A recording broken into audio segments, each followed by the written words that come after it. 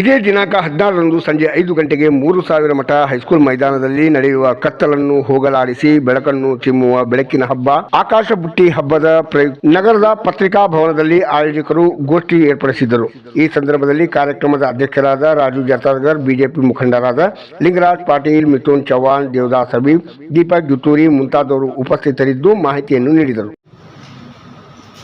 4ನೇ ಬಾರಿ ನಾವು ಹುಬ್ಬಳ್ಳಿ ಆಕಾಶ ಬುಟ್ಟಿ ಹಬ್ಬವನ್ನು ಆಚರಿಸ್ತಾ ಇದ್ದೀವಿ. ಹುಬ್ಬಳ್ಳಿ ಆಕಾಶ ಬುಟ್ಟಿ ಹಬ್ಬ ಒಂದು ಸನಾತನ ಹಿಂದೂ ಧರ್ಮದ ಪರಂಪರೆ. ನಮ್ಮ ಸಂಸ್ಕೃತಿಯನ್ನು ಎತ್ತಿ ಹಿಡಿಬೇಕು. ಮೊಬೈಲ್ನ ಈ ಒಂದು ಯುಗದಲ್ಲಿ ಮಕ್ಕಳು ನಮ್ಮ ಸಂಸ್ಕೃತಿ ಪರಂಪರೆ ಮರೆಯಬಾರದು, ಮರೆಮಾಚಿ ಹೋಗಬಾರದು.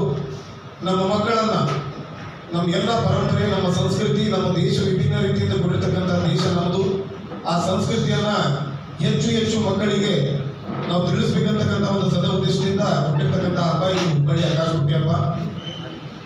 ಸತತ 3 ವರ್ಷಗಳಿಂದ ನಮ್ಮೆಲ್ಲರ ಸಹಕಾರದಿಂದ ಯಶಸ್ವಿಗೊಂಡು ಈ 4ನೇ ವರ್ಷಕ್ಕೆ ನಾವು ಪಾದಾರ್ಪಣೆಯನ್ನು ಮಾಡ್ತಾ ಇದ್ದೀವಿ. ಸುಮಾರು 8 ದಿನಗಳಿಂದ ಹುಬ್ಬಳ್ಳಿ ಆಕಾಶ ಬುಟ್ಟಿ ಹಬ್ಬದ ಹಿಂದೂಗಳಲ್ಲಿ ಬಹಳ ದೊಡ್ಡದಾದಂಥ ಹಬ್ಬ ದೀಪಾವಳಿ ಹಬ್ಬ. ದೀಪಾವಳಿ ಹಬ್ಬ ಅಂತಂದರೆ ನಾವೆಲ್ಲರೂ ಕುಟುಂಬದವರೆಲ್ಲರೂ ನಮ್ಮನ್ನೆಲ್ಲ ಸೇರಿ ದೀಪಗಳನ್ನು ಬೆಳೆಸುವುದ್ರ ಮೂಲಕ ಪ್ರತಿಯೊಬ್ಬರ ಜೀವನದಲ್ಲಿ ಬೆಳಕಾಗಲಿ ಅಂತ ಬಯಸ್ತಾ ಮತ್ತು